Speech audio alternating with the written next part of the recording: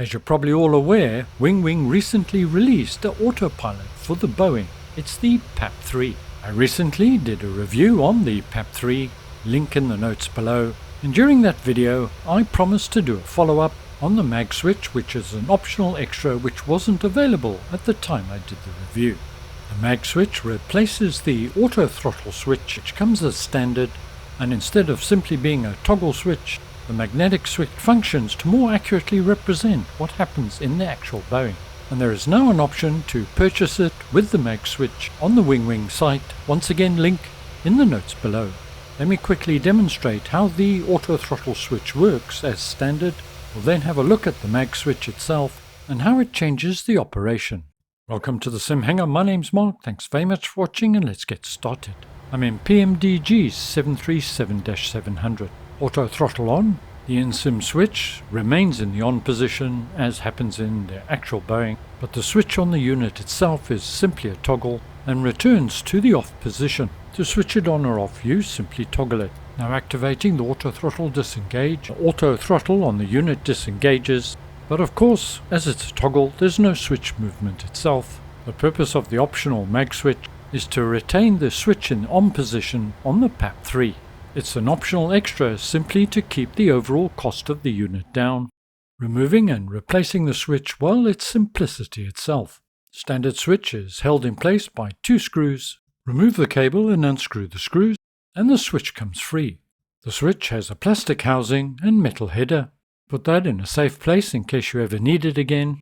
The mag switch comes separately packaged. It is of an all-metal construction and considerably heavier than the standard switch. I'm actually a little surprised at how robust the build is. To fit the mag switch in place, the cable this time fits into the bigger slot. When you fit it, the switch should be facing down and the lugs facing to the left when looking at the back of the unit. Screw it down and you're done. When securing the switch with the screws, be careful not to over-tighten. All you're looking for is a firm fit with no lateral movement. Well, now, time to give it a test. It's straightforward to ascertain what type of switch you have. Start up SimHanger Pro. It'll indicate either normal switch or mag switch. This eliminates any possibility of confusion. Let's jump back into our Dash 700 with the mag switch now fitted. Let's manually engage the auto throttle. It's now engaged and the switch is remaining in the correct or up position.